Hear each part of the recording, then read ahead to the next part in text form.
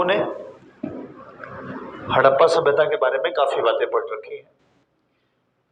कैसे नामकरण हुआ आपको पता है। हड़प्पा सभ्यता को हड़प्पा सभ्यता क्यों कहते हैं जानते हैं आप, ठीक है। हड़प्पा शहर जो है वो रावी नदी के तट पर था, हमने ये भी देख लिया था।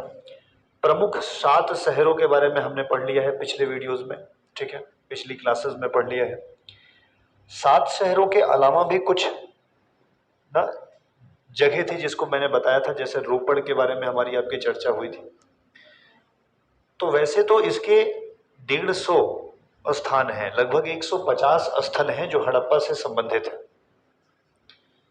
लेकिन उन 150 स्थानों में से जो 7 शहर हैं वो प्रमुख हैं, और कुछ प्रमुख स्थान हैं, जैसे कौन सा किस रिवर से रिलेटेड है, एक प्रश्न जरूरी हो जाता है।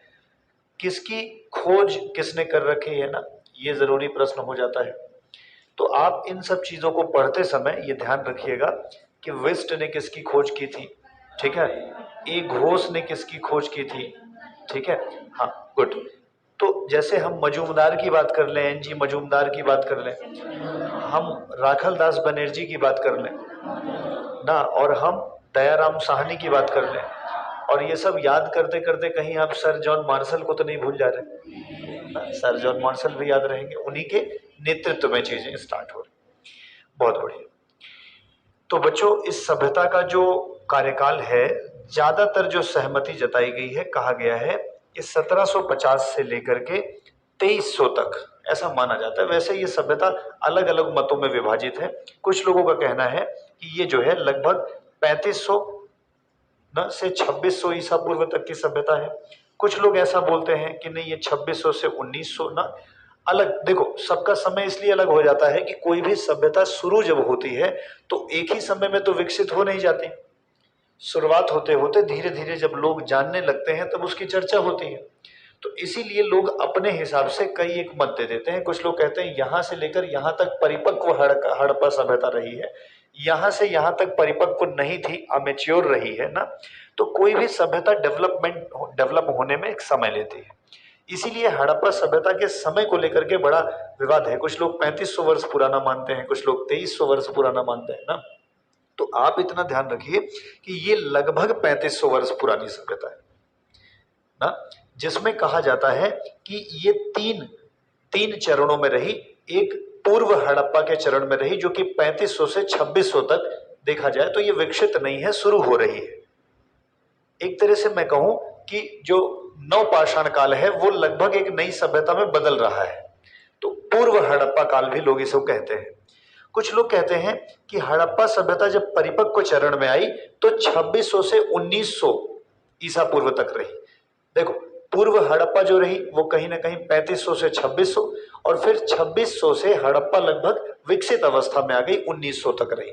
और 1900 के बाद हड़प्पा सभ्यता डिक्लाइन होने लगी, मतलब कमजोर होने लगी। और कोई भी सभ्यता का पतन भी तो धीरे धीरे होता है। जब उसका विकास ग्रेजुअल हुआ था तो उसका जो डिक्लाइन होगा वो भी तो ग्रेजुअल होगा। तो कहा जाता है कि लगभग 1900 से लेकर के 1300 ईसा पूर्व तक का समय जो है वो उत्तर हड़प्पा काल है। उत्तर हड़प्पा काल है। देखो, हड़प्पा काल मुख्य रूप से कहां तक है, 2600 से 1900 तक। वहां पे हड़प्पा सभ्यता विकसित है पूरी। लेकिन उसके पहले का समय पूर्व हड़प्पा काल और उसके बाद का समय उत्तर हड़प्पा काल बच्चों वैसे ही है जैसे पूर्व वैदिक काल, उत्तर वैदिक काल और वैदिक काल, ठीक है। तो समय को लेकर के अगर कभी आपसे यह पूछा जाए तो ज्यादा सहमति 1750 से लेकर के 2350 तक को माना जाता है कि यह सभ्यता लगभग इतनी पुरानी है। लेकिन कुछ लोगों का यह भी कहना है नहीं, है तो 3500 वर्ष पुरानी है ना। तो 3500 वर्ष पुरानी होने का मतलब बच्चे वही है कि उन्होंने उसमें उस समय को भी शामिल कर लिया है जहां से हड़प्पा परिपक्व नहीं थी। ट्रांजिशन जोन, मतलब कि नवपाषाण काल से एक नई सभ्यता का विकास हो रहा था, समझ रहे। और लगभग 4000 वर्ष पुरानी अगर देखी जाए तो मेसोपोटामिया की सभ्यता है, समझ रहे। तो अगर हमारी हड़प्पा सभ्यता खुदाई में कोई ऐसा साक्ष्य मिल जाए कि 3500 तक तो हमको साक्ष्य मिल चुके हैं ना, खुदाई में अगर हमें कुछ 4000 वर्ष पुराने साक्ष्य मिल जाए, अच्छा एक आध जगह मिल जाते हैं तो हम उस पर सभ्यता का निर्धारण नहीं करते। जैसे मान लो कहीं अभी कुंडा में ही खुदाई हो ना। कुंडा में हालांकि हड़प्पा स्थल नहीं है, आगे चले जाओ ना, अगर कहीं पर आगे चल लखनऊ जाएंगे तो आपको पुरातात्विक खुदाई स्थल का एक बोर्ड दिखता है ना। तो भाई अगर आप वहां गए और मान लीजिए खुदाई में कोई एक वस्तु 4000 वर्ष पुरानी मिल गई, तो हम ऐसे थोड़ी कह देंगे कि हड़प्पा सभ्यता आज से 4000 वर्ष पुरानी हो गई। ऐसा भी हो सकता है कोई आदमी मेसोपोटामिया से आया रहा हो और वो वस्तु वहीं गिर गई हो, कोई कहीं और का आया हो और यहां छोड़ के चला गया हो। तो इसका मतलब है कोई एक वस्तु नहीं, लेकिन अगर वहां पे एक विस्तार से कई जगहों पर अगर ऐसे काल का निर्धारण होने लगे तो हम ऐसा मान सकते हैं कि 4000 वर्ष पूर्व भी ये सभ्यता रही होगी, क्योंकि एक जगह से इसकी पुष्टि नहीं हो रही है, कई एक जगहों से इसके साक्ष्य मिल रहे हैं। डन ना। तो अभी अगर हम लोग 4000 से पुरानी सभ्यता में आ जाएं तो हम मेसोपोटामिया से पुरानी सभ्यता हो जाएंगे। अभी तो हम इतना ही मानते हैं कि हम मेसोपोटामिया के समकालीन एक सभ्यता है। समकालीन भी इसलिए मानते हैं कि हमारी मोहरें उनके यहां प्राप्त हुई हैं और उनकी मोहरें हमारे यहां प्राप्त हुई हैं। तो जैसे मान लीजिए मोहरों का मतलब सिक्का, मान लीजिए पैसे, करेंसी, तो अगर वहां की मोहर यहां प्राप्त हुई है और यहाँ की मोहरें मेसोपोटामिया में प्राप्त हुई हैं, इराक वाली जगह पे, तो बच्चे एक बात बताओ कि कोई ले गया होगा ना, तो सभ्यता थी तभी तो लोग आते जाते रहे होंगे, व्यापार होता रहेगा उनके बीच में। बात हुआ था दजला फरात नदी के बारे में, बात हुआ था, ठीक है। मेसो का मतलब बीच में, पोटामिया मतलब नदी ना, मेसो मतलब बीच में, मीजो होता है ना, मीजोलिथिक, याद आया कुछ? मेसो मतलब बीच में और पोटामिया मतलब नदी। नदियों के बीच का जो सभ्यता थी उसी को मेसोपोटामिया कहते हैं। और वो दोनों नदियां जो थी वो दजला और फरात, दो नदी थी, उन्हीं दोनों दजला फरात नदी के बीच में इस सभ्यता का विकास हुआ था। कई एक बार जब दजला फरात दे दिया जाता है तो आप तुरंत उसे मेसोपोटामिया से मैच कर देंगे। जब कभी दास्क दे देगा तो दास्क नदी कहाँ लेके चले जाओ? सुत का गैंडोर में लेके चले जाओ। कभी अगर भोगवा दे देगा तो कहाँ लेके जाओगे? लोथल। हिंडन देगा तो कहाँ ले जाओगे? चेनाब देगा तो कहाँ ले जाओगे? मांडा ले जाओगे ना। ऐसे ही प्रवरा दे देगा तो कहाँ ले जाओगे? दैमाबाद लेके चले जाओ। सतलज दे देगा तो कहाँ ले जाओ? रोपड़ लेके चले जाओ। क्लियर है ना? बहुत बढ़िया। तो इस तरह से काल का भी निर्धारण हम लोगों ने कर लिया। नगर योजना के बारे में हमने पूरी बात कर ली है कि हमारा शहर कैसे बना हुआ था, कैसी नालियां थी, कैसे घर थे, खिड़कियां थी कि नहीं थी, कुआं पाया जाता था कि नहीं पाया जाता था, इन सभी पर हमारी आपकी चर्चा हो चुकी है। अगर हम इसके बारे में आज एक आखिरी चर्चा में आपसे बात करें तो निश्चित तौर पर हम लोग यह जानना चाहेंगे कि सिंधु संस्कृति जो थी उसके सामाजिक, आर्थिक और राजनीतिक जीवन भी रहे होंगे। जब हम किसी सभ्यता को पढ़ते हैं तो एक तो उसकी विशेषता ऐसे इधर उधर का पढ़ लेते हैं कि हाँ यहाँ मूर्ति मिली, यहाँ वो मिला, लेकिन जब हम उसको कैटेगराइज करें तो हम किसी चीज को सामाजिक, आर्थिक और राजनीतिक जीवन में डिवाइड कर देते हैं। सामाजिक जीवन का मतलब उनका रहन सहन, आर्थिक जीवन का मतलब उनकी सोर्स ऑफ इनकम, और राजनीतिक जीवन का मतलब है उनका प्रशासन, कौन उनको लीड कर रहा था। तो जब हम पूरी सभ्यता को, इन्हीं जितना चीज हमने पढ़ रखा है, इसी पूरी सभ्यता को अगर हम क्या करें, इसे राजनीतिक, सामाजिक और आर्थिक जीवन में तब्दील करें और उसके अनुसार पढ़ना चाहें तो हम यही कहेंगे कि जो उनका सामाजिक जीवन था, जो उनका सामाजिक संगठन था, वो कहीं ना कहीं देखा जाता था कि बिल्डिंगें 3 भाग में विभाजित थी। इसका मतलब समाज भी थोड़ा बहुत बटा रहा होगा। तो सामाजिक भेदभाव, सामाजिक ऊंच नीच का भाव तो रहता रहा होगा, तभी तो दुर्ग पाए गए हैं। दुर्ग मतलब प्रशासनिक भवन, ऐसे जगह जब कोई भी शहर 2 भागों में बटा होता था, एक आध शहर तो ऐसे मिले जहां पर 3 भाग रहे। तो जब दुर्ग होता था, मिडिल टाउन होता था और लोअर टाउन हुआ करता था। तो ऐसी मान्यता थी कि जो सबसे पहला दुर्ग, जो सबसे ऊंचा हुआ करता था, वहां पर पुरोहित रहा करते थे या प्रशासनिक वर्ग रहा करता था। जो उस समाज में सबसे श्रेष्ठ होते थे वो दुर्ग में रहा करते थे। खास तौर पे धर्म को ज्यादा महत्व देते हुए कुछ लोग मानते हैं कि पुरोहित जो हुआ करते थे वो रहा करते थे दुर्ग में, और वही पुरोहित अनुष्ठान और पूजा पाठ करवाने के लिए मिडिल और लोअर टाउन में जाया करते थे। तो एक तरह से प्रशासनिक भवन कौन सा हो गया? दुर्ग हो गया। जो दुर्ग था ये विशिष्ट वर्ग के लिए था। जो वहां के समाज के जो विशिष्ट वर्ग हुआ करते थे उनके लिए दुर्ग का प्रावधान था। ऊंचा महल हुआ करता था और लोग वहीं पर रहा करते थे। तो घर जो थे वो 3 भागों में विभाजित है। ये इनके सामाजिक संगठन है। भाई ये जो पुरोहित रहा करते थे ऊपरी भाग में ना, ये निचले भाग में अग्नि वेदिका बना करके वहां पे हवन, पूजा पाठ जहां लोग रहेंगे वहीं तो जाएंगे ये लोग करवाने के लिए, तो वो लोग वहां पे जाके ये सब चीजें करवाते थे। जो समाज में स्त्रियों की दशा रही है वो स्त्रियों की दशा बहुत बेहतर नहीं मानी जाती, बहुत बदतर के भी प्रमाण नहीं मिलते हैं, लेकिन बहुत बेहतर। देखो, जब हम वैदिक काल पढ़ेंगे तो पहली बार स्त्रियों की बहुत अच्छी दशा मानी जाएगी। वैदिक काल में पहली बार आपको लोक मुद्रा ऐसी करके बहुत सारी स्त्रियां मिलेंगी जो सभा और समितियों में जाएंगी, वहां पे बराबर के दर्जे पे उनको व्यवहार दिया जाता था। लेकिन उसके पहले मतलब हड़प्पा सभ्यता में स्त्रियों की कोई बुरी दशा नहीं है, लेकिन बहुत अच्छी दशा के भी कोई प्रमाण नहीं मिले हैं, क्योंकि हमें कुछ जगहों से युगल समाधियां प्राप्त हुई हैं, जो कि कल आपने पढ़ा था लोथल से जो युगल समाधियां मिली हैं, और कालीबंगा से भी एक युगल समाधि मिली है। लोथल से तो ज्यादा मिली है, कालीबंगा से एक युगल समाधि मिली है। ठीक है, तो उस युगल समाधि से प्राप्त होता है कि शायद सती प्रथा रही होगी, और सती प्रथा रही होगी तो स्त्रियों की दशा ना बहुत बेहतर नहीं, ऐसा अनुमान लगाया जा सकता है। सच क्या है ये तो हमें लिपि पढ़ने पे ही आएगा। आज के अनुमान के अनुसार हम यही कह सकते हैं कि जो थी नारी का जो स्थिति था वो कहीं ना कहीं सैंधव समाज को मात्र प्रधान समाज भले ही कहा जाता है, लेकिन लोथल जैसे क्षेत्र से सती प्रथा का उदाहरण मिलना थोड़ा बहुत इनकी दशा को बहुत बेहतर ना होना समझाता है। कल अगर कोई पूछ ले कि सैंधव सभ्यता पुरुष प्रधान थी या मातृ प्रधान थी, तो मातृ प्रधान सभ्यता है। माताओं को महत्व है, लेकिन माताओं के महत्व होने के साथ साथ वहां पे हमें कहीं कहीं युगल समाधियां मिलने से यह भी भाव आता है कि कहीं ना कहीं उन्हें पुरुषों पर निर्भरता थी। अरे सती प्रथा तो यही है ना कि अगर पुरुष नहीं रहे तो आपको भी उनके साथ ना आत्मदाह कर लेना है, तो ये कहीं ना कहीं डिपेंडेंसी शो करता है। तो अगर सती प्रथा को कंसीडर कर लें तो स्त्रियों की दशा बहुत बेहतर नहीं है, लेकिन अगर हम लोग मात्र प्रधान सत्ता समझ लें सैंधव समाज को, तो हम ये मान सकते हैं कि स्त्रियों की दशा बेहतर रही होगी।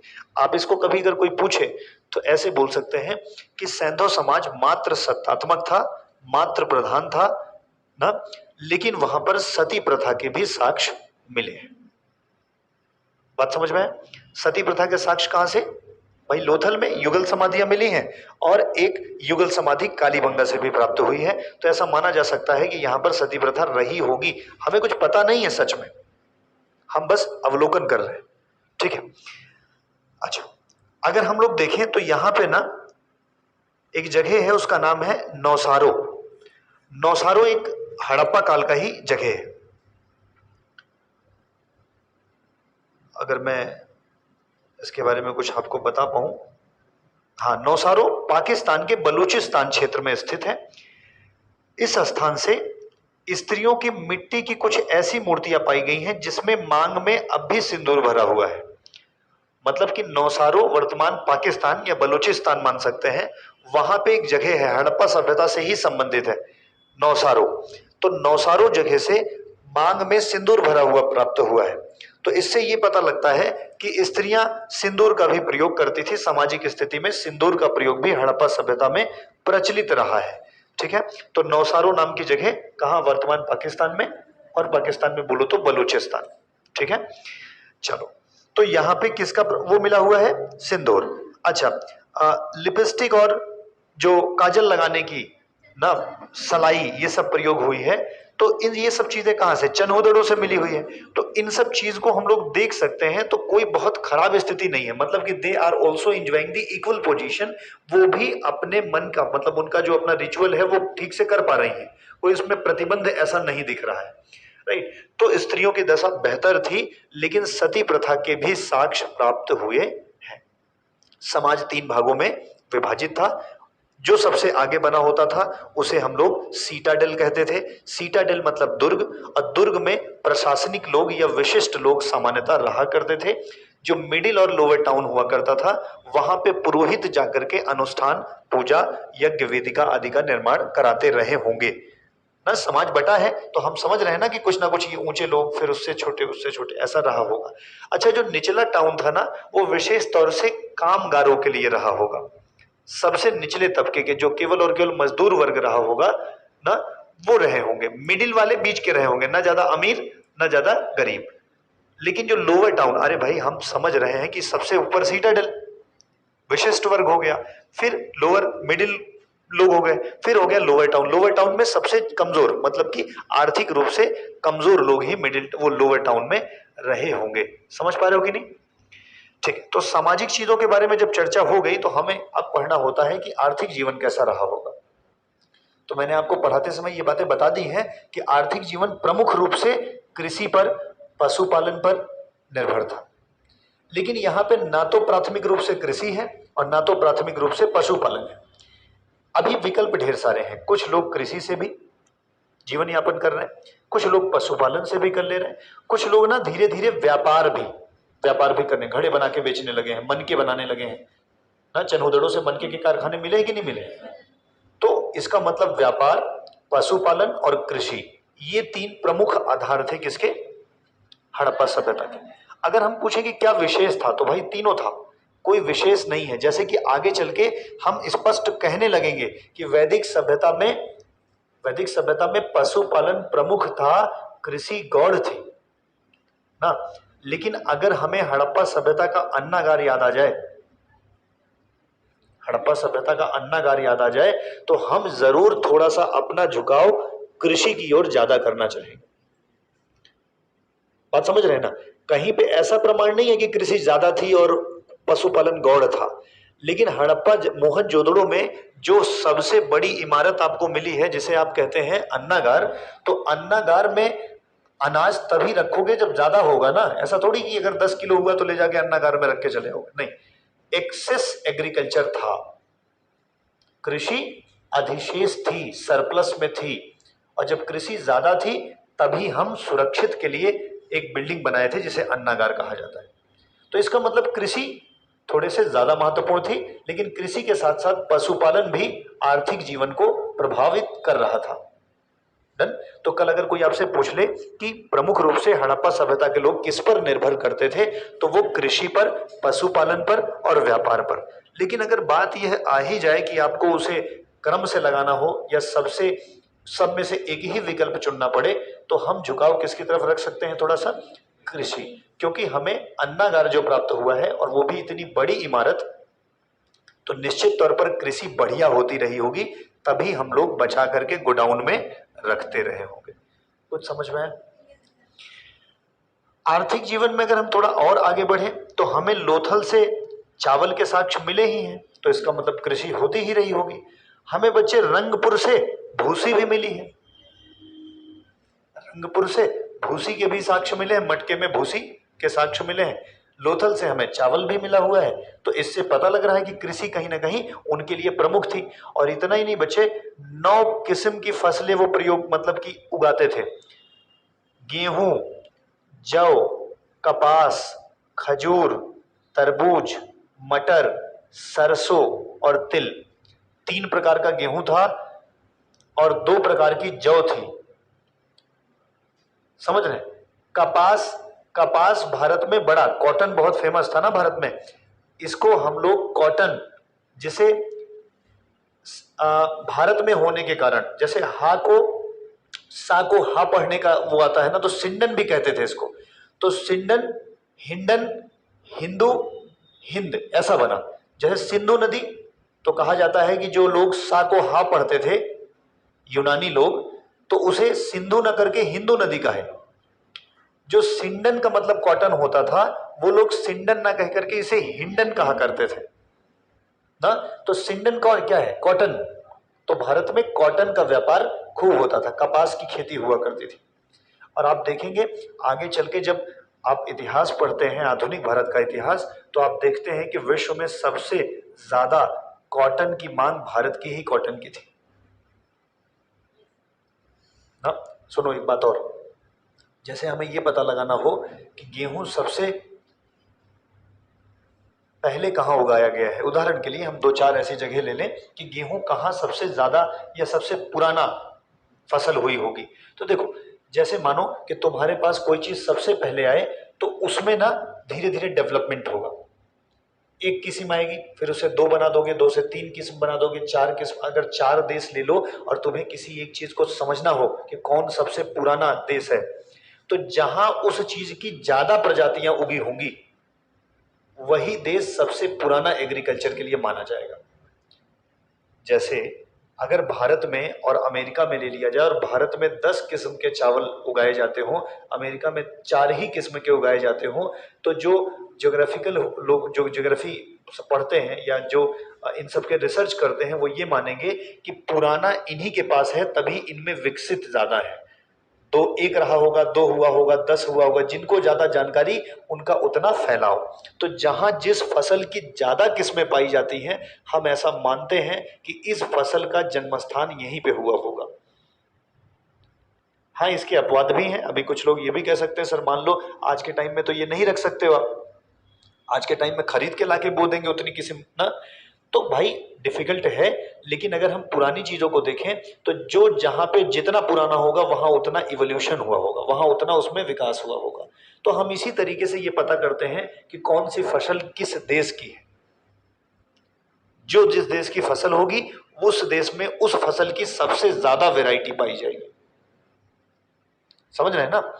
अच्छा, तो भाई हम 9 किस्मों की उस समय फसल उगाया करते थे, गेहूं, जौ, कपास, खरबूज, तरबूज, मटर, ठीक है ना। और कपास तो इतना बढ़िया हुआ करता था कि कपास कहा जाता है सैंधव लोगों की मूल फसल थी, सबसे प्रमुख फसल। कपास सबसे ज्यादा उत्पादन किया जाता था, ये बिकती थी ना, बाहर व्यापार में जाया करती थी, तो कपास जो थी वो सैंधव सभ्यता की सबसे मूल फसल थी। और इसी कारण जो यूनानी का सिंध क्षेत्र है वो इसको सिंडन कहने लगे थे, सिंडन, कपास वाला क्षेत्र। और जो सिंडन सा को सा नहीं बोल पाए, हा बोल पाए, वो सिंडन को ही हिंडन कहने लगेंगे। आप समझ रहे हैं ना?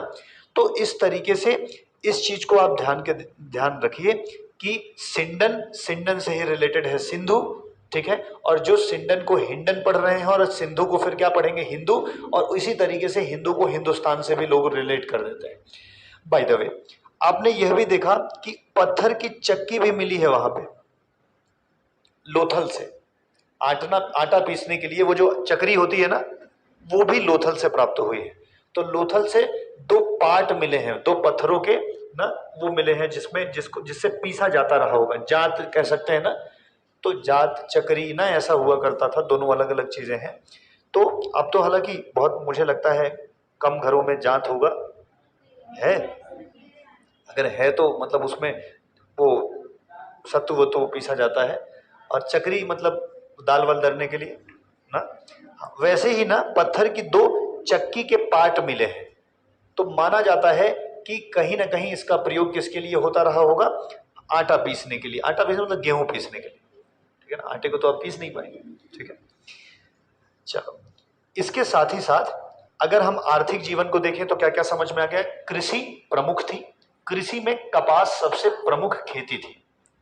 कपास ज्यादा होने के कारण ही भारत के इस क्षेत्र को सिंडन कहा गया, जो आगे चल के हिंडन ना या हिंदुस्तान के नाम से बनेगा।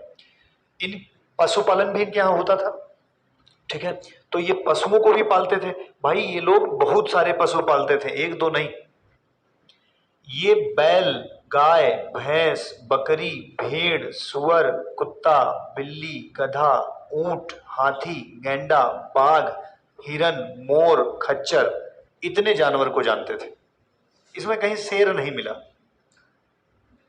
इसमें कहीं शेर नहीं मिला। तो कभी कभी पूछ लेता है निम्नलिखित में से कौन सा जानवर हड़प्पा सभ्यता में नहीं रहा, तो शेर के कोई प्रमाण नहीं मिले। घोड़ा मिला तो विवादित है, घोड़ा मिला तो उसका जबड़ा मिला हुआ है हमें ना, वो सुरकोटडा से, ये विवादित स्थिति में है। दे दीजिए पानी पीछे, ये विवादित स्थिति में है, ठीक है ना। तो सर अगर कौन कौन से बैल हैं कि नहीं है, सर गाय थी, बिल्कुल थी, भैंस, भेड़, बकरी, सुअर, कुत्ता, बिल्ली, गधा, ऊंट। ऊंट के तो बहुत सारे साक्ष्य मिले हैं, ऊंट के बहुत सारे साक्ष्य मिले हैं, लेकिन ऊंट कहीं मोहर पे नहीं मिला, मोहरों पे कहीं ऊंट का प्रमाण नहीं मिला। ऊंट के साक्ष्य खूब मिले हैं, उसकी हड्डियां। और सुन लो, सैंधव सभ्यता के लोग को ना कुबड़ वाला जानवर ज्यादा पसंद था, जैसे बैल, कुबड़ वाले जानवर उनको ज्यादा प्रिय थे। क्यों मुझे इसकी जानकारी नहीं है, लेकिन कुबड़ वाले जानवरों को वो ज्यादा चित्रों में लेके आते थे, इसीलिए ऐसा प्रतीत होता है कि कुबड़ वाले जानवर उनको सैंधव सभ्यता के लोगों को ज्यादा प्रिय थे, ऐसा मान सकते हो। सर घोड़ा मिला तो है ना, लेकिन ये क्या है? हाँ, कुछ लोग ऐसा कहते हैं कि सुरकोटडा से घोड़े का अस्थि पंजर मिला हुआ है। कुछ लोग कहते हैं कि एक जगह है बलूचिस्तान में, राना घुंडई, राना घुंडई नाम की जगह है बलूचिस्तान में, वहां से इसके घोड़े के दांत मिले हैं ना। ऐसे ही मोहनजोदड़ो की एक ऊपरी सतह से घोड़े के अस्तित्व का संकेत मिला है। आपको ये सब तीनों बात नहीं, दो याद रख लो। अगर राना घुंडई आ जाए तो राना घुंडई बलूचिस्तान में है, घोड़े से संबंधित है, और कल सुरकोटडा पूछ ले तो घोड़े से संबंधित है। घोड़े का दांत राना घुंडई में मिला हुआ है, और घोड़े का जो जबड़ा है ना, वो उसके साक्ष्य जो है अस्थि पंजर का साक्ष्य कहां से मिला है? सुरकोटडा से। लेकिन अभी तक यह सिद्ध नहीं हो सका कि वो अस्थि पंजर, वो जबड़ा, वो दांत घोड़े का ही था। तो इसीलिए घोड़ा एक विवादित जगह है, क्योंकि एक ही दो जगह से मिला है ना। अगर ये प्रचलित होता तो और जगहों से भी मिलता। अभी कल खुदाई होते होते प्रतापगढ़ वाले में मिल जाए कि यहाँ घोड़ा था, तो हो सकता है कि जब इतिहास की नई किताबें लिखी जाए तो उसमें कहा जाए कि घोड़े के साक्ष्य यहां से भी मिले। अग्री? ठीक। ये कोई घोड़ा ही आके बता दे कि हम थे, ये भी संभव हो सकता।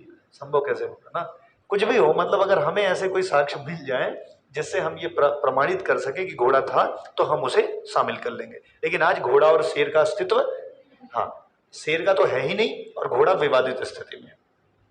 डन। अच्छा, ऊंट के बारे में मैंने बता ही दिया कि ऊंट के बहुत सारी संख्या में साक्ष्य तो मिले हैं, हड्डियां बहुत मिली हैं, लेकिन ऊंट किसी मुद्रा में मिला नहीं है, ऊंट का चित्रण कहीं नहीं मिला है। ठीक है।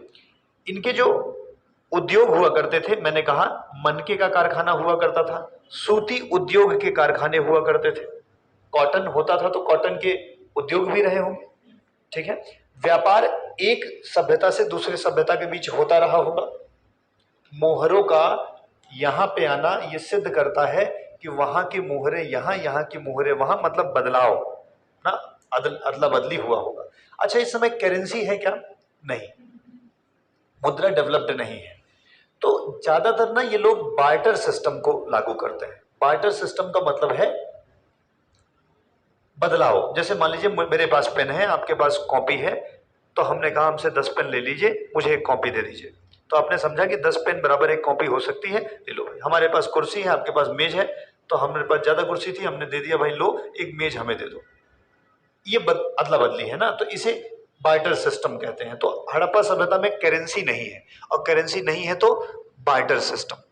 मोहरे कुछ प्राप्त हुई हैं, ठीक है ना, लेकिन करेंसी का कोई प्रमाण अभी नहीं है आपके पास। नाव के साक्ष्य मिलने से यह पता लगता है, बंदरगाह मिलने से यह पता लगता है कि व्यापार होता रहा होगा। और हम उस समय अपने समकालीन जितनी भी, जैसे मेसोपोटामिया की सभ्यता है, चाइना की सभ्यता है, तो हम इनके साथ क्या करते रहे होंगे?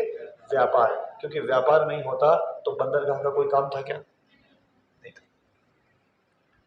कुछ कहानी समझ में आ रही कि नहीं आ रही?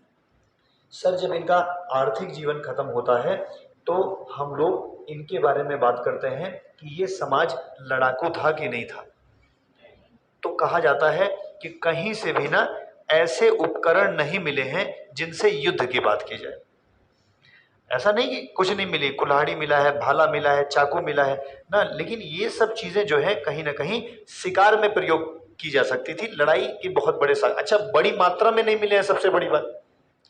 तो बड़ी मात्रा में ना मिलना इस बात का सिद्ध करता है कि भाई इनसे एक दूसरे के बीच में युद्ध नहीं होता रहा होगा।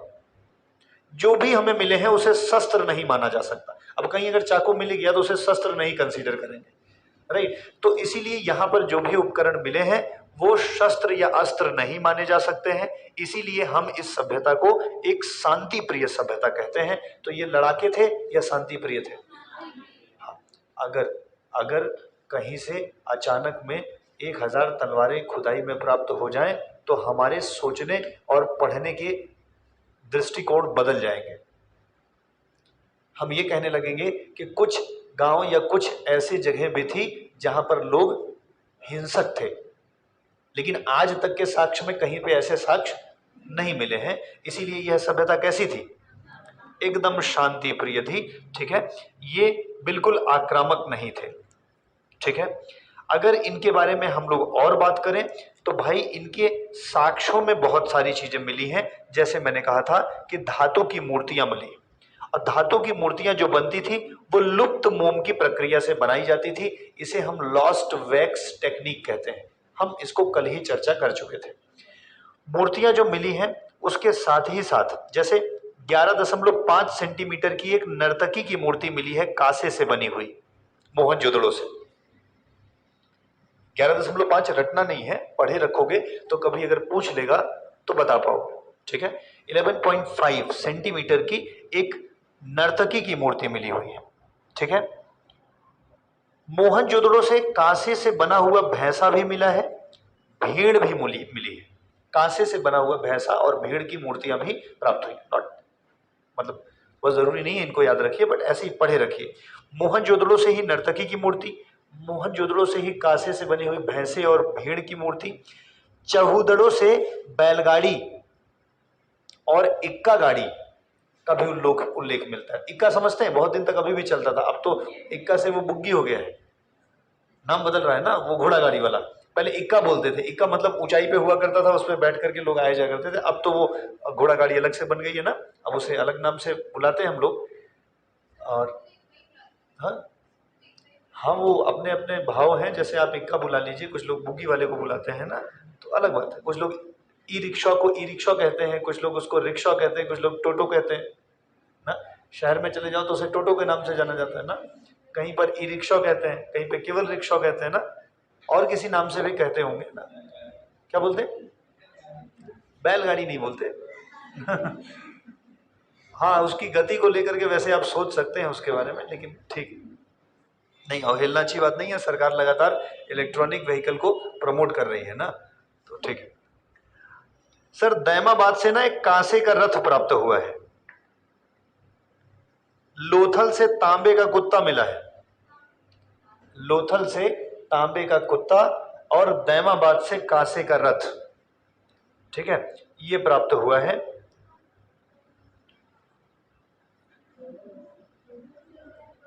दैमाबाद कहाँ है? महाराष्ट्र। ठीक है, दैमाबाद से कांसे का रथ और लोथल से तांबे की कुत्ते की मूर्ति। इन्होंने लिखा है कि अत्यंत सुंदर थे ना, तो कुत्ते की मूर्ति जो है वो लोथल से मिली है ना, और दैमाबाद से कांसे से बना हुआ। हाँ ध्यान रखना, कांसे से कुत्ते की मूर्ति नहीं बनी है, तांबे से बनी है। तांबा और टिन को मिलाते हैं तो क्या बनता है? कांसा बनता है। बहुत बढ़िया।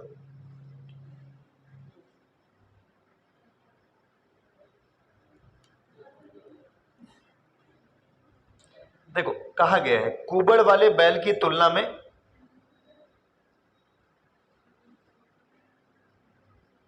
अच्छा छोड़ो, मुहरे भी मिली है यहां से ना। मुहरे जो बनती थी वो ज्यादातर मिट्टियों की बनती थी। ठीक है, ज्यादातर इसी को बोलते हैं सेलखड़ी से बनी हुई। सेलखड़ी, सेलखड़ी का मतलब होता है मिट्टी को ही पका दिया जाए। सेलखड़ी, तो कहीं पे सेलखड़ी शब्द का प्रयोग हो जाए तो मिट्टी की ही मूर्ति है, बट वो मिट्टी से पका दी गई है, तो पकाने के बाद वो क्या बन गई? सेलखड़ी से बनी। कहीं पे अगर मिल जाए सेलखड़ी से बनी हुई मूर्ति तो वो मिट्टी से ही बनी। समझ रहे ना? ठीक है, और ये ज्यादातर मुहरे जो है ना वो चौकोर मिली है या तो आयताकार मिली है। वही चौकोर ही मान के चलो, आयताकार वर्गाकार ना, लेकिन ज्यादातर जो ये मुहरे मिली है वो आकार कैसा था? चौकोर आकार का था। कुछ जगहों पर गोलाकार भी मिली है। ठीक है ना, लेकिन आप मुख्यतः जो इसकी वो आकृति है वो कैसी है? चौकोर है। तो मुहरे जो मिली है वो ज्यादातर चौकोर मिली हुई है। मुद्राओं का प्रयोग कहीं ना कहीं एक सामान को दूसरे देश तक पहुंचाने या वहां से ले आने के मतलब करेंसी की तरह शायद प्रयोग किया जाता रहा होगा ना। हाँ, इट इज नॉट श्योर। एक मूर्ति मोहनजोदड़ो से मिली है ना, जिसे मैकेल, अर्नेस्ट मैके इनका नाम है, अर्नेस्ट मैके को ये मिली थी। ए मैके इनको कह सकते हैं। पशुपति की मुद्रा, कल इस पे चर्चा हुई थी ना, आज डिटेल बात कर लेते हैं कि पशुपति की एक मोहर मिली है जो बहुत प्रसिद्ध है। और इस मोहर में एक त्रिमुखी पुरुष, एक पुरुष बैठा है जिसको 3 मुख है, पूरा हाथ चूड़ियों से एकदम सुसज्जित है। इसके साथ ही साथ वो एक चौकी पर बैठा हुआ है, उच्च स्थान पर ना, चौकी पर बैठा हुआ है। और पद्मासन में बैठे हुए इस व्यक्ति को लोगों ने भगवान शिव से जोड़ दिया है। पशुपति की मुद्रा इसीलिए कहा जाता है। इनके दाहिने साइड जो है एक हाथी और एक बाघ है, शेर नहीं है।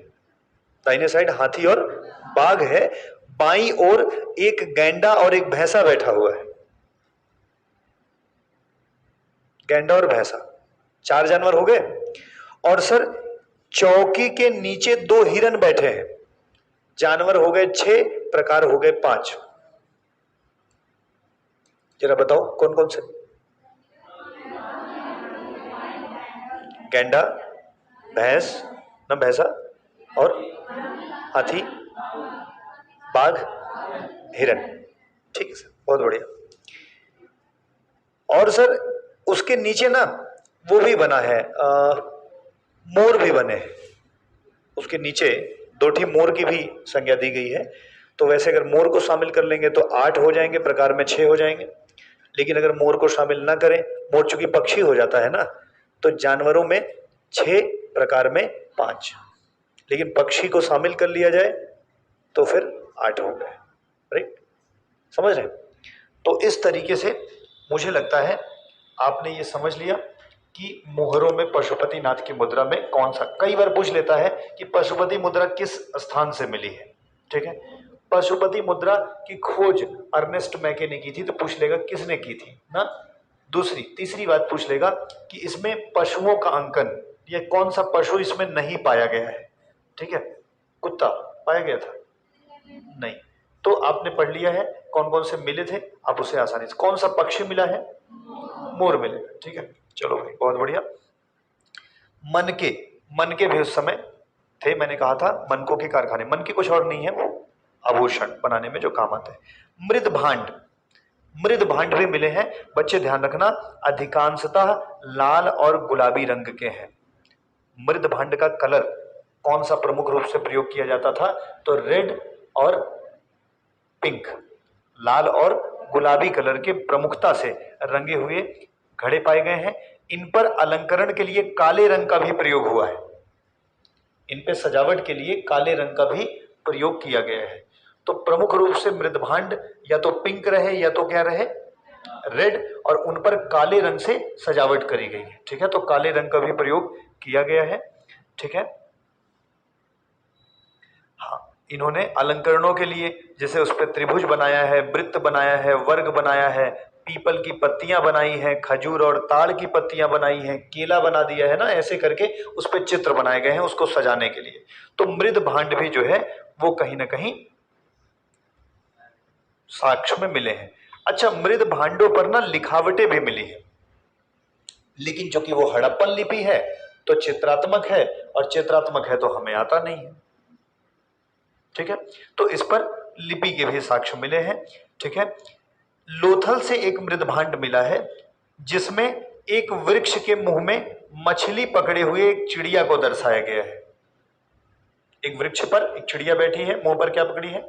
मछली। मतलब ये कहीं ना कहीं, और नीचे एक लोमड़ी का भी चित्र है जो इंतजार कर रही है कि शायद इससे छूटेगी तो हम लेके भागेंगे। इसकी तो कहानियां भी हम लोगों ने पढ़ रखी है ना, वो चलाक लोमड़ी करके कुछ ना। ठीक है, यह पंचतंत्र की प्रसिद्ध कथा चलाक लोमड़ी को दर्शाता है ना। तो वो जो उन्होंने चित्र दिया है लोथल में, जो एक पक्षी है पेड़ पे बैठा है, मछली पकड़ के रखा है ना, नीचे एक लोमड़ी है। तो पंचतंत्र किसने लिखा है? विष्णुगुप्त ने लिखा है ना। ठीक है, विष्णुगुप्त ने पंचतंत्र की कहानियों में चलाक लोमड़ी एक कहानी है। ठीक है ना, तो वो वही उसी से मेल को करती है। ऐसे लोथल याद रखना कि लोथल में ऐसा हुआ था। सर अगर इनके हम धार्मिक जीवन की बात करें, तो मैंने कहा अप्रत्यक्ष धर्म है, धर्म जो है अप्रत्यक्ष है। और मातृ देवी की पूजा होती थी। मातृ देवी की पूजा से यह दर्शाया जा सकता है कि स्त्रियों की स्थिति बेहतर है। अगर सती प्रथा वाले साक्ष्य को छोड़ दिया जाए तो मातृ देवी की पूजा होना, प्राकृतिक पूजा होना, उर्वरा की देवी की पूजा होना, यह दर्शाता है कि स्त्रियों की दशा में सुधार था। अरे हम ऐसे इसको जोड़ लें कि पाषाण काल में स्त्रियों की दशा बेहतर नहीं थी, लेकिन धीरे धीरे हड़प्पा सभ्यता में सुधार हुआ, और हड़प्पा सभ्यता के बाद ही तो वैदिक सभ्यता आई। तो वैदिक सभ्यता में स्त्रियों की दशा सबसे बेहतर रही, क्योंकि डेवलपमेंट भी तो धीरे धीरे होगा। वैदिक काल के बाद जब उत्तर वैदिक काल आया तो स्त्रियों की दशा में गिरावट आएगी, और गिरावट होते होते फिर जब मुगल काल आएगा इधर से, मतलब अगले आगे जाएंगे, तो स्त्रियों की दशा बहुत ही खराब हो जाएगी। फिर धीरे धीरे फिर क्या होगा, बहुत दिन तक ऐसे खराब रहेगी, फिर धीरे धीरे उत्थान होगा। अब देखो उज्ज्वला योजना चली है कि नहीं, उज्ज्वला योजना में कार्ड किसके नाम पे बनता है, माता जी के नाम पे। बैंक जल्दी लोन कब देगी, जब माता जी उद्यमी बनेंगी ना। अब डिफेंस में भी लड़कियां जाने लगी, तो ये मैं जो आज का समय देख रहा हूं, तो देख रहा हूं कि एक तरह से पुनरुत्थान हो रहा है। जो पितृसत्तात्मक सत्ता है, हो सकता है अगर ऐसे ही चलता रहा तो आने वाले समय में गार्जियन कौन हो जाएगा, माता हो जाएंगी। तो हमारी सत्ता हो सकता है इतिहास में कल लोग लिखें कि मात्र सत्तात्मक की तरफ बढ़ रही थी, बढ़ पाए ना बढ़ पाए, लेकिन आज की स्थिति तो ऐसी ही है ना।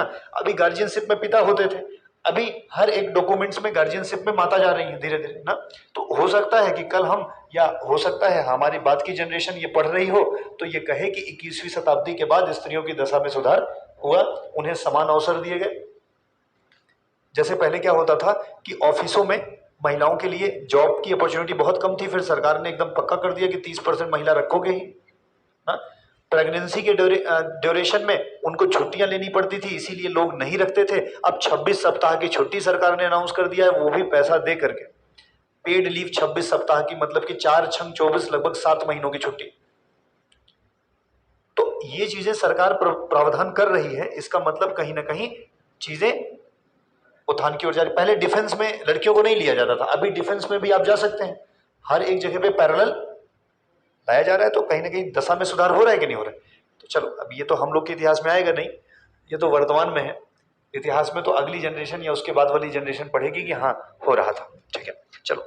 तो धार्मिक जीवन इनका जो रहा, ये मातृ देवी की पूजा किया करते थे। पृथ्वी देवी की मूर्तियां वहां से प्राप्त भी हुई हैं ना।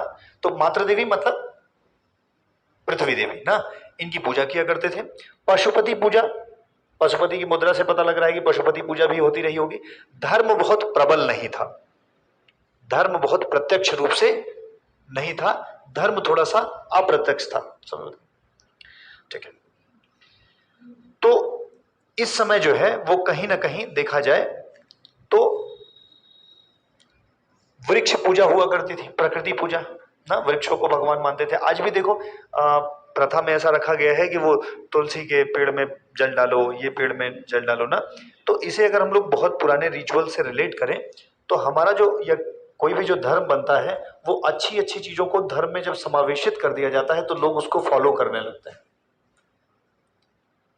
तुलसी का पौधा जिसे आप तुलसी माता कह करके अपने आंगन में लगाते हैं और उसमें जल देते हैं, वो तो एक धार्मिक आस्था हो गई। कई बार बहुत से लोग को मैं देखता हूं तुलसी का पत्तियां तोड़ते हैं और खा लेते हैं सीधे ना। टेक्निकली सीधे नहीं खाना चाहिए। तुलसी का पौधा जो है उसमें पारे की मात्रा होती है ना, तो सीधे अगर आप खा लिए, एक ज्यादा अमाउंट में खाने लगो ना तुलसी का पत्ती, तो बाद में आपको वही उसी कारण से पारा मिनी माता रोग हो जाएगा, समझ रहे। तो पारा एक्सेस हो जाएगा आपके अंदर, पारा ज्यादा हो जाएगा। इसीलिए कहा जाता है कि जब तुलसी की पत्तियां खाइए तो साथ में एक इलायची, लहसुन ने, ऐसा कुछ कहा जाता है कि उसके साथ में रख करके खा लीजिए, तो उसके इफेक्ट को कम कर देता है। अच्छा चलो, ये तो साइंटिफिक बात रही, आपके छोटी छोटी बातों में नॉलेज खुल रही। जो तुलसी का पौधा है वो एक ऐसा पौधा है जो कार्बन मोनोऑक्साइड को भी अवशोषित कर लेता है, यहां तक कि ओजोन को भी अवशोषित करता है। ओजोन ऊपर रहेगी तो फायदेमंद गैस है, ओजोन पृथ्वी पर आ जाएगी तो ये हाँ हानिकारक गैस है। तो ओजोन को एब्जॉर्ब कर लेता है तुलसी का पौधा। अगर तुलसी का पौधा जहां कहीं होता है आसपास, वहां का वातावरण शुद्ध होता है, एनवायरमेंटल बहुत ज्यादा, ये औषधि में भी काम आता है। तो हमने इसे धर्म से इसलिए जोड़ दिया ताकि कोई काटे नहीं, ना, हटाए नहीं। पर्यावरण भी शुद्ध हो रहा है, औषधि का भी काम आ रहा है, और धर्म से ना जुड़ा होता तो लोग क्या करते, हटा देते। पीपल, पीपल का वृक्ष धर्म से ना जुड़ा हो तो लोग देखो शुरुआत में उखाड़ देते हैं, 1,000 पत्ती हो जाती है ना, तो लोग कहते हैं नहीं नहीं, अब इस पे किसी न किसी का वास हो चुका होगा, इसका मतलब अब इस पे स्थान लोगों ने ले लिया होगा, अब अगर इसको आप उखाड़ते हैं तो दिक्कत हो जाएगी। अब तकनीकी रूप से ना, मैं तो धर्म में कुछ ऐसा कहना नहीं चाह रहा, लेकिन ठीक है, जो भी मान्यताएं हैं, लेकिन लोग डर के मारे ही नहीं उखाड़ते, क्योंकि सबसे ज्यादा ऑक्सीजन देता है कि नहीं देता, तो एनवायरमेंट के लिए अच्छा हुआ, कार्बन डाइऑक्साइड एब्जॉर्व करेगा, 24/7 करता रहता है। तो धर्म, जैसे मंदिरों का ऊंचाई पे होना, मेरी अपनी मान्यता है कि यदि आप एक लोटा जल भगवान को चढ़ाने के लिए घाट से लेकर के मंदिर तक चढ़ेंगे और फिर से लोटा वापस करने के लिए उसी व्यक्ति को देंगे, तो एक तरीके से आपने बिना चाहे हुए कम से कम 3 किलोमीटर या 2 किलोमीटर की एक्सरसाइज कर ली बिना। अच्छा, चूंकि आप धर्म के उससे जा रहे हैं तो आप ना एकदम ना फिट फाट जाएंगे, थक जाएंगे, लेकिन दिखाएंगे नहीं, आप जाएंगे भी आएंगे भी। इसीलिए चीजें ऊंचाई पर बनाई जाती थी कि लोग इस वो करके जाए, इससे स्वस्थ रहते थे लोग। अब तो सारी व्यवस्थाएं, मैहर जाना है तो वो वाले रोपवे से चले जाओ ना। तो हम ही तो चीजों को कहीं ना कहीं डाइल्यूट कर रहे हैं ना, डाइल्यूट कर रहे हैं तो उसके रिपरकेशन भी है। देखो 60 साल में आदमी निपट जा रहा है, डेथ तो आजकल है। अब राजू श्रीवास्तव ही कल चले गए, जबकि लोग कहते हैं हाँ, वो जो लाफिंग है, laughter is the best remedy, उनसे ज्यादा कोई हंसता रहा होगा क्या? हाँ, भोजन करने के जो वो है, फूड की जो क्वालिटी है उसमें कहीं ना कहीं बहुत डिप्लीशन हुआ है, और लोग समझेंगे। वही हाल है, हम भारतीय हैं, हम एक बार जब कोई एक्सीडेंट हो जाता था तो कोई उसको लेके जाता था वहां पे हॉस्पिटल में, तो पुलिस उससे उतने प्रश्न कर लेती थी कि वो कसम खा लेता था कि अंतिम बार लाए हैं, अब इसके बाद चाहे जिसका एक्सीडेंट हो गया हो लेकिन लाएंगे नहीं, क्योंकि वो तो अच्छा समझ के ले गया कि मरे ना भाई उसको हॉस्पिटल, और पुलिस वाले ने पकड़ लिया, तुम नहीं लड़ाया क्या? अरे साहब हम नहीं लड़ाए, क्या नहीं, उसको जब होश आएगा और वो जब बताएगा कि तुमने नहीं लड़ाया है तब हम तुमको जाने देंगे। तो बड़ी समस्या है। सुनो, ये आदत हमारे में पहले से थी लोगों की मदद करने की, फिर लोगों ने, प्रशासन ने सब बिगाड़ दिया। फिर बाद में अब एक बड़े बड़े पोस्टर लगते हैं कि यदि कोई व्यक्ति किसी घायल व्यक्ति को हॉस्पिटल ले आएगा तो हम उसे नहीं रोकेंगे। अब बताओ, पहले ही हम ले जाते थे, लेकिन पहले आपने हमें इतना परेशान कर दिया कि अब हम देखते भी हैं कि उसको गिरा, चोट लगेगा, हमसे मतलब नहीं भाई, हम चले जा रहे हैं। डर है ना, हो सकता है पुलिस पकड़ ले उसको, 2 दिन उसका कोई एग्जाम हो, वो पकड़ के वहां बैठा लिया जाए। तो एक समय अच्छी चीजों को खराब करते हैं फिर लगाते हैं, जैसे खूब पेड़ काटे, अब हम लोग वृक्षारोपण कर रहे हैं। ये दुनिया गोल है, ऐसे ही पता लगता है। तो वृक्ष पूजा भी ये लोग करते थे, ठीक है, जल पूजा करते थे ना, इससे पता लग रहा है प्रकृति पूजा हुआ करती थी, ठीक है। सर, संस्कार, अंत्येष्टि संस्कार इनके 3 प्रकार के थे, मैंने आपको बता दिया था। पूर्ण समाधिकरण, पूरी तरह से दफना देते थे। आंशिक समाधिकरण, कौवे या वो सब खा लेते थे फिर दफना देते थे ना। और ये कहीं ना कहीं जरूरत की वस्तुएं भी साथ में रख देते थे। इससे पारलौकिक जीवन की भी चर्चा होती है ना, लाइफ आफ्टर डेथ, कि मृत्यु के बाद भी कोई जीवन होता रहा होगा, तभी उनके जरूरत के सामान वहां पे वो थाली रख दो, चम्मच रख दो, कुर्सा, बेलना, तवा, ये सब रख दो, ताकि अगले वाले जीवन में जाएं तो इनके पास तुरंत पैसा तो रहेगा नहीं, तो ये क्या करेंगे, हाँ यही वाला प्रयोग कर लेंगे। फिर जब पैसा होगा तो फिर नवा खरीद लेंगे, और फिर जब वहां उनकी डेथ होगी तो फिर मिल जाएगा ना। तो ये रिचुअल थे, जरूरत के सामान उसमें दफना दिए जाते थे साथ में, इसलिए ताकि इसके बाद वाली लाइफ में इनको ये चीजें मिल जाए। आज भी तो धर्म में है, आप पिंडदान करते हैं, आप पानी देते हैं 11-12 दिन, माना जाता है कि ये 12 दिन का उनका सफर यहाँ से और यमलोक तक जाने का है। तो 12 दिन उनको रोज सुबह सब लोग पानी दे देते हैं कि इनको पानी मिल जाए ना। वो जवे का बना हुआ जो पिंडदान करते हैं वो उनका भोजन है, ऐसा माना जाता है। इस एरिया से गया हुआ पितरों को जाता है, तो इसीलिए सारे लोग ऐसे ही पानी वानी देते रहते हैं, समझ रहे हैं ना। कुछ लोग तो ऐसे ही दे देते हैं, उनका वाला मिलता नहीं होगा ना, जो ऐसे देंगे ये दोनों के बीच से जो जाएगा वही पितरों को मिलता है, ऐसी मतलब शास्त्रों में लिखा है। गैया वैया दान करते हैं ना श्राद्ध के दिन, माना जाता है कि गैया बैतरणी पार कराएगी। गैया भी समझदार हो गई आजकल की ना, वो जहां नाव खोदे रहते हैं ना, नाव को उधर से जाती ही नहीं है, गाय ऐसे चले। और पंडित जी भी कहते हैं चलो हो गया हो गया हो गया, ये गाय वहां मिल जाएगी। ऐसा माना जाता है कि एक बैतरणी नदी है और बैतरणी नदी में आप तैर करके पार नहीं हो पाएंगे, गाय आराम से पार हो सकती है। तो गाय अगर आपके नाम पर दान दे दी जाएगी तो पूंछ पकड़ लीजिएगा, गाय पार होगी तो आप भी पार हो जाएंगे। समझ रहे? गाय, मैं कई बार कई एक श्राद्ध में गया, मैं देख रहा था गाय बड़ी समझदार हो गई और वो शायद ड्यूटी से भागती हैं। ऐसे थोड़ी सी छोटी सी नदी खोदी जाती है, उसमें नाव रखी जाती है ना, और फिर गाय को कोशिश किया जाता है कि उसी नदी से वो पार करे ना, वो गाय उससे नहीं जाती। फिर बहुत सीधी हुई तो अलग बात कि चलो इसका उद्धार कर देते हैं, नहीं तो बगले से चली जाती। ठीक, तो सर ऐसे ही हड़प्पा वो दाह संस्कार 3 प्रकार के किया करते थे। मृतभांडों को उनके साथ रख दिया जाता था। अच्छा, कहीं कहीं डेड बॉडी नहीं मिली तो प्रतीकात्मक समाधि में मिली है। प्रतीकात्मक समाधि का मतलब है कि जिसमें डेड बॉडी तो नहीं है लेकिन उनकी वस्तुएं हैं। जैसे मान लीजिए किसी का एक्सीडेंट हो गया मुंबई में और उसकी अस्थियां आपको नहीं मिली, आज तो मिल जाती हैं, पहले मान लो गायब हो गया आदमी, मिला ही नहीं, तो उसको दाह संस्कार कर दिया जाता था और प्रतीकात्मक दफन करते थे। मतलब कब्र में केवल वस्तुएं रख देते थे और हड्डियां नहीं। तो कुछ जगह पर केवल वस्तुएं प्राप्त हुई हैं तो लोगों ने सोचा कि शायद ये प्रतीकात्मक दफन रहा होगा। ठीक है, तो इस प्रकार से सर दफन हो गया। और मानव अस्थियां न मिलने के कारण उस चीज को शोक पिट के नाम से जानते हैं। ऐसा कब्रिस्तान, ऐसा कब्र जिसमें केवल वस्तुएं हैं तो उसको शोक पिट कहते हैं। वो केवल पिट है दुख का, उसमें कोई वस्तु नहीं, मतलब कोई हड्डी नहीं मिली है, कोई व्यक्ति नहीं मिला है, तो शोक पिट प्रतीकात्मक समाधि को कहते थे। इस प्रकार से बच्चे आप हड़प्पा सभ्यता की लगभग वो सारी बातें जानते हैं जो आपको जाननी चाहिए। अब एक प्रश्न बनता है कि हड़प्पा सभ्यता जो इतनी विकसित थी और इतनी बेहतर थी वो समाप्त कैसे हो गई? तो इसमें भी अलग अलग व्यक्ति अलग अलग राय है। कुछ लोगों का मानना है कि हड़प्पा सभ्यता जो है वो बाढ़ की वजह से समाप्त हो गई। इतनी बाढ़ आई कि सारा घर गिर गया, लेकिन इस बात से लोग सहमत नहीं है और हम भी सहमत नहीं। आज भी तो बाढ़ आती है, तो क्या सब क्या गायब हो जाते हैं? नहीं भाई, वहां से भागेंगे तो उत्तराखंड वाला भागेगा तो जाकर के केरला में बस जाएगा, और आज नहीं तो कल केरला में बताएगा ना कि हम हड़प्पा सभ्यता के हैं। हमसे पूछो क्या बताना है? तो कोई मिला ही नहीं। टाइटैनिक डूब गई, उसमें से एक महिला मिल गई, वो पूरी कहानी बनाई और टाइटैनिक मूवी बन गई। समझ रहे? तो इसका मतलब है कि कोई ना कोई साक्ष्य तो होते। बाढ़ आई होती तो सब के सब थोड़े मर जाते। कुछ लोग का ये मानना है। कुछ लोग ये है कि जो नदियां थी वो अपना रास्ता ही बदल दी, तो पानी नहीं था इस वजह से। अच्छा, रास्ता बदल दी तो पानी थोड़ा दूर से ले आते। यह हो सकता है सभ्यता शिफ्ट हो गई होती थोड़ी सी दूर तक, हा? तो इससे भी बड़ी सहमति नहीं है। कुछ लोग का कहना है कि इतनी ज्यादा बारिश हो गई कि घर गिर गए। भाई ये भी गजब बात है।